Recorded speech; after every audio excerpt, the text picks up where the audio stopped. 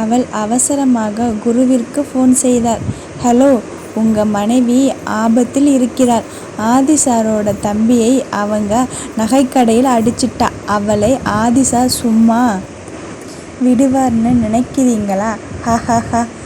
குரு வெளியே ஒரு மீட்டிங்காக சென்றவன் பதற்றத்தில் அவள் ஃபோன் கட் செய்துவிட்டு அந்த நகைக்கடை மேனேஜருக்கு ஃபோன் செய்தான். அவன் லைனில் வரவில்லை. லேண்ட்லைன் ஃபோன் செய்து அங்கு வேலை செய்பவரிடம், டே, அவனுக்கு உயிர் மேலே ஆசை இருந்தால் அந்த பொண்ணு மேலே கைப்படக்கூடாது, நான் உடனே வருகிறேன் என்று ஃபோன் வைத்தான். ஆதிராவிடம் அடி வாங்கிய ஆட்கள் தரையில் விழுந்து புரண்டு கொண்டிருக்க அர்ஜுன் அவளை நெருங்கி வந்து அவள் தலைமுடியை பிடித்து இழுத்தான். வழியில் திரும்பியவள் அவன் கால் இடுக்கில் குறிபார்த்து உதைத்தாள். வலி தாங்காமல் அர்ஜுன் சுருண்டு விழுந்தான். மேனேஜர் ஆதிரா உடை கிழிந்து தன்னுடைய கைகளால் துப்பட்டாவை இறுக்கி பிடித்து உடலை மூடி தலை கலைந்து இருக்கும் மீனுவை மறுபடியும் பாத்ரூம் அழைத்து சென்று அவளை சரி செய்து என்ன செய்தான்? மீனு ஆதிராவை அணைத்து கொண்டு அழுதாள். இதோ பாரு, ஒண்ணுமில்லை, தப்பா ஏதும் நடக்கலதானே? மீனு இல்லை என்று தலையாட்டினாள். அவனுடைய சீண்டலினால் மென்மையான உறுப்புகளில் ஏற்பட்ட காயங்களை காட்டினாள். ஆதிரா கோபம் இன்னும் தலைக்கேறியது. ஆதிரா பாத்ரூம் விட்டு வெளியே வர காத்திருந்தவர்கள் போல அந்த மேனேஜரால் ஏற்பாடு செய்திருந்த தடியர்கள் அவர்களை நோக்கி நடந்தனர். அதற்குள் உள்ளிருந்து ஒருவன் வந்து மேனேஜரிடம் குரு சொன்னதை சொன்னான். மேனேஜர் அவசரமாக முன்னேறிய தடியன்களை நிற்க சொன்னான். அர்ஜுன், ஏன் நிறுத்துற? அவளுங்களை சும்மா விடக்கூடாது. அவளுங்க முகரையை பெயர்த்து எடுக்கணும். சார், குரு சார் ஃபோன் செய்தார் என்று தகவலை சொன்னதும் அர்ஜுன் மேலும் கோபமடைந்து, நான் முதலாளியா இல்லை குரு முதலாளியா என்று கேட்டதில் மேனேஜர் குழம்பினான். இவர் சொல்வதை கேட்கணுமா இல்லை அவர் சொல்வதை கேட்கணுமா? அர்ஜுன் ஆதி சாரோட தம்பி, ஆனால் குரு அசிஸ்டன்ட் தானே. ஏதும் பிரச்சனை ஆச்சுன்னா அர்ஜுன் பார்த்து கொள்வார் என்று அந்த தடியன்களை முன்னேறி ஆதிராவையும் மீனுவையும் தாக்கி கட்டுப்படுத்தி தரையில் உட்கார வைக்க சொன்னான். பின்னாலிருந்து குருவின் குரல் ஒலித்தது. யாரும் கொஞ்சம் கூட கால் எடுத்து முன்னாடி வச்சா அவங்களுக்கு உயிரோட இருக்கிற ஆசை போச்சுன்னு அர்த்தம் என்று சொல்லி ஆதிராவிடம் முன்னேறினான். பின்னால் பரிதாபமாக நின்று கொண்டிருந்த மீனுவை பார்த்து பதறிதான் அணிந்திருந்த கோட்டை எடுத்து மீனு மேல் போட்டு விட்டான். அந்த சூழ்நிலையை புரிந்து கொண்டான். அர்ஜுனை ஒரு வெறுப்பு பார்வை பார்த்தான். குரு நகைக்கடையில் இருவரையும் காருக்கு போங்க என்று சொல்லி அவர்கள் நகர்ந்ததும் மேனேஜரிடம், இந்த இடத்தில் இப்படி ஆயிருக்கு, உன்னோட விளக்கம் என்ன? மேனேஜர் அர்ஜுனை பார்த்தான். ஆனால் அர்ஜுன் குருவை பார்த்து கொஞ்சம் பதறினான். Sir, Arjun sir. குரு, நீ இப்போ ரிசைன் லெட்டர் எழுதி உன்னோட டெஸ்கில் வச்சுட்டு கிளம்பு. அவன் பதறினான். அர்ஜுன் சார், சொன்னதை தான் செய்தேன். குரு, என்ன இந்த கடையில் பொண்ணுங்களுக்கு பாதுகாப்பு இருக்காதுன்னு சொல்ல வாரீங்களா? அர்ஜுன் சார் என்ன சொன்னாலும் செய்வீர்களா? கொஞ்சமாவது சமூக பொறுப்பு இருக்கணும். நீ இன்னும் ஒரு நொடி நின்னாலும் உன்னை வாழ்நாள் முழுசும் வெளியே வர முடியாதபடி சிறையில் போட்டுடுவேன். அவன் தலை கவிழ்ந்து நகர்ந்தான். குரு அர்ஜுனை பார்த்து, ஆதி சார் உங்களை ஆஃபீஸ் வர சொன்னார். அர்ஜுன், சரி, என்னை கூட்டிட்டு போ. குரு, மேடமை பத்திரமா கூட்டிட்டு போக வேண்டியதுதான் என்னோட பொறுப்பு. நீங்க எப்படி வரணுமோ வாங்க என்று சொல்லி நகர்ந்தான். அர்ஜுன், மேடமா? யார் மேடம் என்று யோசித்தான். குரு காரில் உட்கார்ந்தவுடன் ஆதிரா, குரு, மீனுவை ஹாஸ்டலில் விட்டுட்டு நானும் அங்கேயே தங்கிக்கிறேன். ஆதிக்கிட்ட நான் சொல்லிக்கிறேன். குரு சரியென்று தலையாட்டி இருவரையும் ஹாஸ்டலில் விட்டுவிட்டு நகர்ந்தான். அர்ஜுன் ஆதியின் அலுவலகத்தில் நொண்டி நடந்து வந்தான். ஆதி அவனை பார்த்து, இனி இந்தியா வரக்கூடாது, அப்படி வந்தாலும் என்னோட கட்டுப்பாட்டில் இருக்கும் எந்த அலுவலகத்திலும் நீ நுழையக்கூடாது. அர்ஜுன், ஆதி குரு சொன்னதை வச்சு என்னை தண்டிக்க கூடாது. அங்கே என்ன நடந்ததுன்னு உனக்கு தெரியுமா? அந்த பொம்பளை எப்படி அடிச்சிட்டா தெரியுமா? ஆதி கோபத்தில் இருக்கையை விட்டு எழுந்தான். மரியாதை இல்லாம பேசக்கூடாது. அவ உனக்கு அண்ணி. அர்ஜுன் ஒரு நிமிடம் ஸ்தம்பித்து நின்றான். ஓ, இந்த பொண்ணுதான் குடும்பத்தில் நடக்கும் பிரச்சனைக்கு எல்லாம் காரணமா? அர்ஜுன், ஆதி உன்னோட டேஸ்ட் ஏன் இப்படி கெட்டு போச்சு? ஆதி, முதல்ல கிளம்பு. அர்ஜுன் மேற்கொண்டு ஏதும் பேச முடியாமல் கிளம்பினான். ஆதி பல முறை முயற்சித்தும் ஆதிரா போன் பேசவில்லை. என்னடி கோபம் என்மேல்? பேசுடி. ஆனால் ஆதிராவோ அர்ஜுன் ஆதியின் தம்பி என்று தெரிந்ததும் கொஞ்சம் பயந்தாள். ஆதி தன்னை தவறாக நினைக்க வாய்ப்பிருக்கு. அதுபோல தம்பியை எப்படி விட்டு கொடுப்பான் என்று பல வகையான சிந்தனைகளில்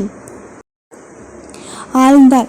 ஆதியோ வேறு வழி தெரியாமல் நேராக ஹாஸ்டல் சென்றான். ஆதி வந்துவிட்டான் என்று தெரிந்து கொண்டு ஆதிரா ஆதிக்கு ஃபோன் செய்தாள். என்ன, அந்த பொறுக்கியை அடிச்சிட்டேனே, என்கிட்ட சண்டை போட போறீங்களா? ஆதி, நான் எப்படி அப்படி சொன்னேன்? முதல்ல என்னை பற்றி நீயே முடிவு பண்ணாம வந்து உன்னோட முகத்தை காட்டிட்டு போ. ஆதிரா ஆதியின் கார் நிற்கும் இடத்திற்கு வந்தாள். ஆதி பேச ஆரம்பிக்கும் முன் ஆதிரா, அந்த பொறுக்கி என்ன செஞ்சிருக்கான் தெரியுமா? அவளுக்கு உடம்பெல்லாம் காயம். என்ன பண்ண சொல்லுறீங்க? ஆதி அவளை இழுத்து காரில் அமர்த்தி, குரு கொஞ்சம் வெளியே இரு என்று காரோட்டி வந்த குருவை அனுப்பிவிட்டு ஆதிராவை அணைத்து கொண்டான். என்ன கோபம் இருந்தாலும் என்னை திட்டு, அடிக்க கூட அடி. ஆனா ஃபோன் பண்ணினா பேசாம மட்டும் இருக்காதே, எனக்கு தாங்க முடியலை. உன்னால ஃபோன் பேச முடியாதா? நேரமா இருந்தால் ஒரு மெசேஜ் மட்டும் அனுப்பு, நான் அமைதியாகி விடுவேன். ஆதிரா, என்னாச்சு இந்த மனுஷனுக்கு? திடீர்னு இப்படி மனசு வேதனைப்படுகிறார். ஆதிரா அவனை நெஞ்சோடு அணைத்து கொண்டாள். சரி, இனிமே அப்படி செய்ய மாட்டேன். ஆதி அவள் கையை பார்த்தான். அவனை அடிக்கும் போது உனக்கு ஏதும் காயம் படலையே? ஆதிரா அப்போதுதான் உணர்ந்தாள். ஆதி அவன் தம்பிக்காக பேச வரவில்லை, தனக்காக வந்திருக்கிறான் என்று. உடனே அவன் மார்பில் சாய்ந்து கொண்டாள். இல்லைங்க, நான் நல்லா இருக்கேன். ஆதி அவள் நெற்றியில் முத்தமிட்டு, இன்னைக்கு வீட்டுக்கு வரலைன்னு சொன்னியா? ஓகே, மீனுவை பத்திரமா பார்த்துக்கோ. அவனை கூடிய சீக்கிரம் தண்டிச்சிடுவேன். அந்த பொண்ணுக்கு கொஞ்சம் தைரியம் சொல்லு. ஆதிரா ஆதியின் மனதை புரிந்து கொண்டவளாய், சரிங்க, நீங்களும் சீக்கிரம் மாத்திரையை சாப்பிட்டு படுத்துக்கோங்க. ஆதி அவளை விட மனசில்லாதவனாய் விடுவித்தான். அவள் சென்று மறையும் வரை அங்கேயே நின்றுவிட்டு குருவை அழைத்து கார் ஓட்ட சொன்னான். குரு சார், பெண்கள் எல்லாருமே மேடம் மாதிரி தற்காப்பு கலையை கற்றுக்கிட்டா இந்த மாதிரி எந்த பொண்ணுக்கும் நடக்காது இல்லை? ஆதி தன்னுடைய மனைவியை நினைத்து சிரித்து கொண்டான். அவ என்னையே அடிச்சிடுவா, என்னை மாதிரி புருஷனுக்கெல்லாம் கெட்ட நேரமாகிடும் என்று மனதில் சொல்லிக்கொண்டான். ஆதி அப்படி இல்லை. ஆண்கள் வளரும் போது பொறுப்புணர்ச்சியோட பெண்களை கொஞ்சம் விரசம் இல்லாமல், வக்கிர எண்ணம் இல்லாமல் பார்க்க பழகணும். குரு, ஒரே குடும்பத்தில் ஒருத்தர் நல்லவரா இருக்கார், ஒருத்தர் கேவலமா இருக்கார். எப்படி ஒரே மாதிரி வளர்ப்பு அவங்களுக்கு மனதில் வித்தியாசமான குணங்களை விதைக்குது? ஆதி, ஆண்கள் பெண்களை தங்களை போல பார்க்கணும். பாலின ஈர்ப்புடன் பார்த்தால் இப்படிதான் நடக்கும். அவங்க மனசிலே கட்டுப்பாடு இருக்கணும். தன்னுடைய மனைவியை தவிர வேற ஒரு பெண்ணை புணரக்கூடாதுன்னு நெறி இருக்கணும். அது இல்லைன்னா நம்ம வருங்கால சந்ததியில் பெண்கள் இனம் குறைஞ்சிடும். அப்புறம் ஆண்கள் தனிமையில் திருமணம் ஆகாமல் வாழ வேண்டியதுதான். குரு சார், சாபம் ஏதும் கொடுத்துடாதீங்க. உங்களுக்கு கல்யாணம் ஆயிடுச்சு, எனக்கெல்லாம் இன்னும் பொண்ணு கிடைக்கணும். கடவுளே, நிறைய பெண்கள் இருக்கணும், அதில் ஒன்றாவது என்னை ஏற்றுக்கிட்டு என்னோட மனைவியாக வாழணும். ஆதி அதுக்கென்ன, இனிமேயா உனக்காக ஒரு பொண்ணு பிறக்க போறா, எங்கோ இருக்கா, தேடி பிடிச்சிடலாம். மறுநாள் ஆதிராவுக்கு சித்ராவிடமிருந்து மெசேஜ் வந்தது. பிரீத்தியின் இன்ஸ்டாகிராம் பக்கத்தை பார்க்கவும். ஆதிரா உடனே இன்ஸ்டாகிராம் உள் சென்று பார்க்க, அதில் பிரீத்தி, நாளை ஆதி மாமாவுடன் பார்ட்டிக்கு செல்ல தயாராகி கொண்டிருக்கிறேன் என்று பியூட்டி பார்லரில் போட்டோ எடுத்து போட்டிருந்தாள். அதில் அவளுடைய நண்பர்கள் நிறைய பதிலளித்திருந்தனர். ஆதிராவை மிகவும் தூண்டிய பதிவு. இது மூலம் உங்கள் காதலை உலகுக்கு சொல்ல போகிறீர்களா? ஆதிரா மனதில், பாவிகளா, அந்த ஆளு என்னோட புருஷன், இதுக்கு ஏதாவது செய்தாகணுமே. பிரீத்திக்கு நான் தான் ஆதியின் வாழ்க்கையில் முக்கிய நிரந்தர ஆள் என்று அவள் மனதில் விதைத்தாகணும். என்ன செய்யலாம்? ஆதிரா உடனே சித்ராவுக்கு ஃபோன் செய்தாள். ஏன் இவளுக்கு மற்ற யாரையும் தெரியலையா? என்கிட்டயே வம்பிழுக்கிறாள். சித்ரா, யார் கண்டா அவளுக்கு கல்யாணம் ஆன ஆண்களை தான் பிடிக்குமோ என்னவோ. எங்கள் 2 பேர் உள்ள கொஞ்சம் ட்ராமா பண்ணினா நாங்கள் சுதாரிச்சிட்டோம். ஆனால் கௌதம் அவரோட காதலியை விட்டு பிரியற நிலைக்கு தள்ளப்பட்டார். ஆதிரா பெருமூச்சு விட்டு, அப்படியா? ஏன் இவளுக்கு இன்னும் முக்கியத்துவம் தருகிறார்கள்? விடுங்க, எனக்கு நீங்கள் ஒரு உதவி செய்யணுமே. சித்ரா, ஓ, செய்யலாமே. ஆதிரா சிலவற்றை சொல்லி வைத்தாள். காலேஜ் முடித்து அன்றும் ஹாஸ்டலில் தங்கி கொண்டாள். ஆதிரா எதிர்பார்த்தது போலவே ஆதி ஃபோன் செய்தான். பேபி, இன்னைக்கு வரலையா? ஆதிரா, இல்லை, 1 வாரம் கழித்து வரேன். ஆதி அதிர்ந்து, ஏண்டா என்னை இப்படி தான் கொடுமை பண்ண போறியா? ஆதிரா, ஏன், நான் என்ன கொடுமை பண்ணறேன்? ஆதி, உனக்கு நினைவில்லையா? கடைசியா நீனும் நானும் நெருக்கமாக இருந்து எவ்வளவு நாளாச்சு? ஆதிரா, சி போங்க, உங்களுக்கு கையில் அடிபட்டிருக்கு. ஆதி, சரியாகி போச்சு, இப்போ கூட ஹாஸ்பிட்டல் போயிட்டு தான் வருகிறேன். வீட்டுக்கு வா ப்ளீஸ். ஆதிரா, கொஞ்சம் பொறுத்துக்க மாட்டீங்களா? ஆதி தன்னுடைய மனதை சாந்தப்படுத்தி கொண்டு, பொறுத்துட்டு தானே இருக்கேன், சரி நீ பத்திரமா இரு என்று சொல்லி வைத்தான். ஆதிரா, உனக்கு நாளைக்கு இருக்குடா என்று சிரித்து கொண்டாள். மறுநாள் காலை பிரீத்தியின் இன்ஸ்டாகிராம் பார்க்க, அதில் ஒரு ஃபோட்டோ போட்டு, ஆதி எனக்கு பிரியமாக வாங்கி கொடுத்த ட்ரெஸ் இது. இன்னைக்கு பார்ட்டியில் இந்த உடையில் நானும், இந்த உடைக்கு மேட்சிங் டையில் ஆதியை பார்க்கலாம். ஆதிரா சும்மா இருக்காமல், ஆதிக்கு திருமணமாகிவிட்டதே, நீ இப்படி பொது இடத்தில் பேசுவது தப்பில்லையா என்று அந்த ஃபோட்டோவுக்கு பதில் போட்டாள். மீனு, மச்சா, நீ என்னோடவே இருந்தால் உன்னோட ஆளை யாரும் கவர்ந்து இழுத்துட்டு போயிட போகிறாங்க.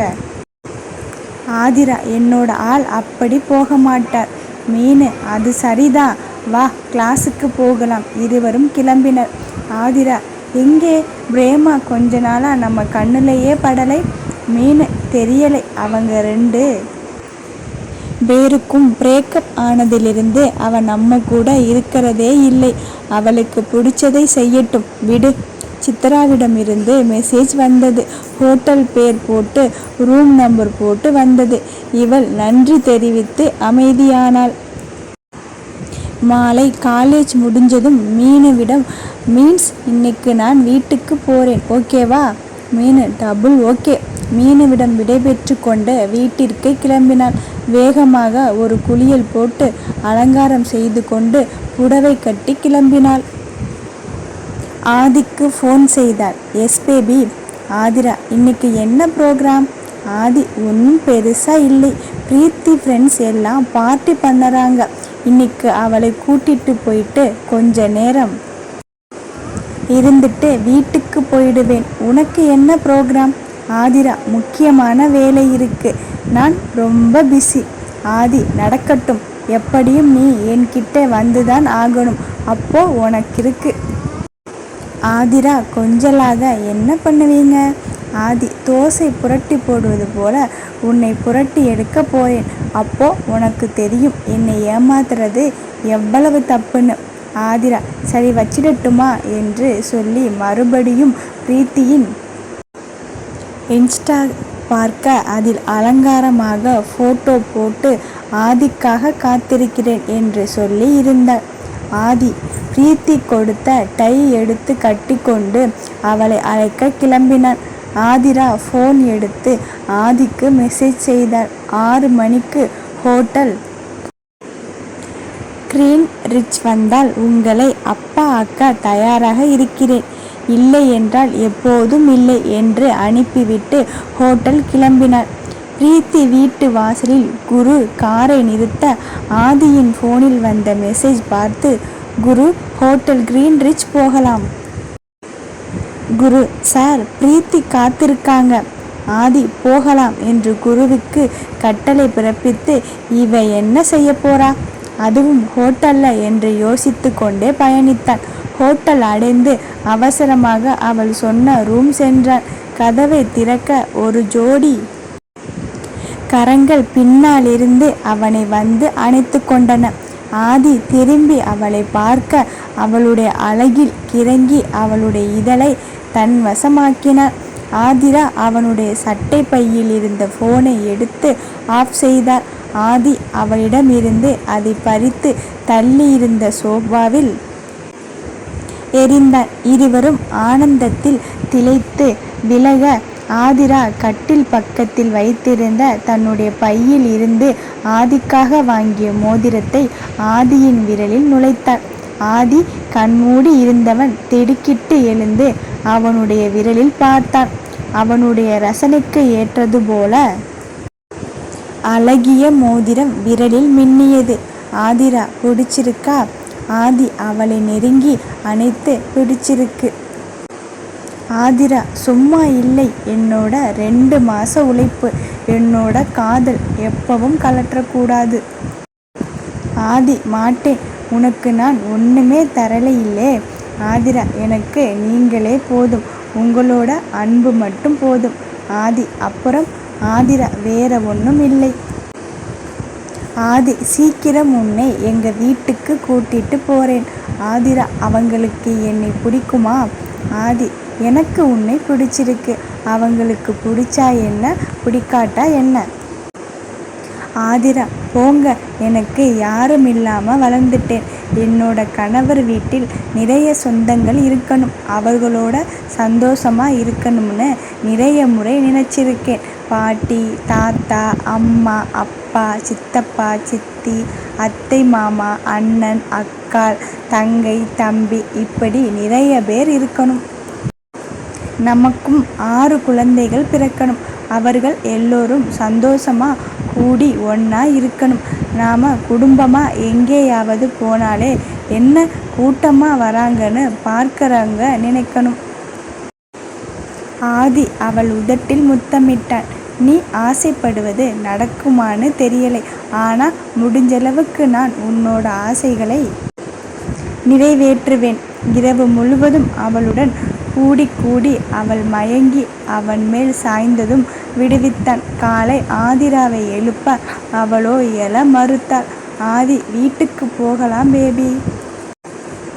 ஆதிரா, தூக்கமா வருது, என்னை அப்படியே தூக்கிட்டு போங்க. ஆதியும் அவளை தூக்கி கொண்டு கிளம்பினான்.